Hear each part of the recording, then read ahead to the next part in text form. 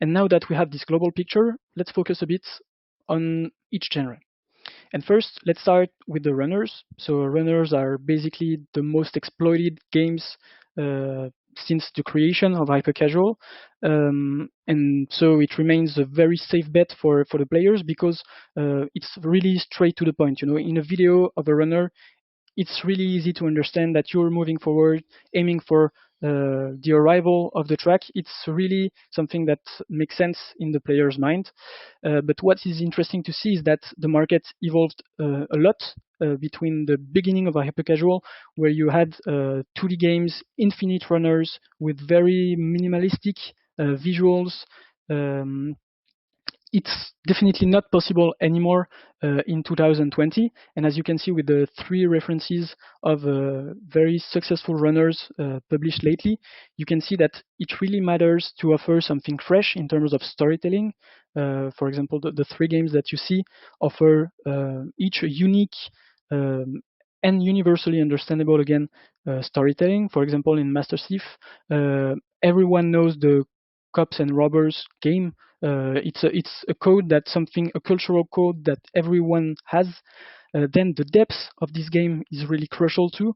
So, for example, in Master Thief, again, you can choose between different approach. If you want to move quietly without being spotted by the guards to steal the piece of art, or if you want to run and as fast as possible, and so it's more risky, of course, because the guards are alerted quicker. But it's more challenging too. So for more experienced players, it might be interesting. Also, on the parkour run game, it's really interesting to see that the joystick control gives you a lot of freedom. So you can definitely completely choose your approach in the level, and so it's a great example of depth too. So keep this in mind if you want a runner to be successful in 2020. Fresh storytelling, depth, and risk-reward mechanics are almost musts. Then I will be quick on this one because .io games are almost non-existing these days. At least they do not know a lot of success recently. There was a golden age of .io games in 2018. Basically, the Pandora box was opened by a big publisher, and every developer, every publisher tried to push a successful .io game. The problem is that nobody really succeeded in renewing the formula, and in the end, the subgenres didn't know how to reinvent itself.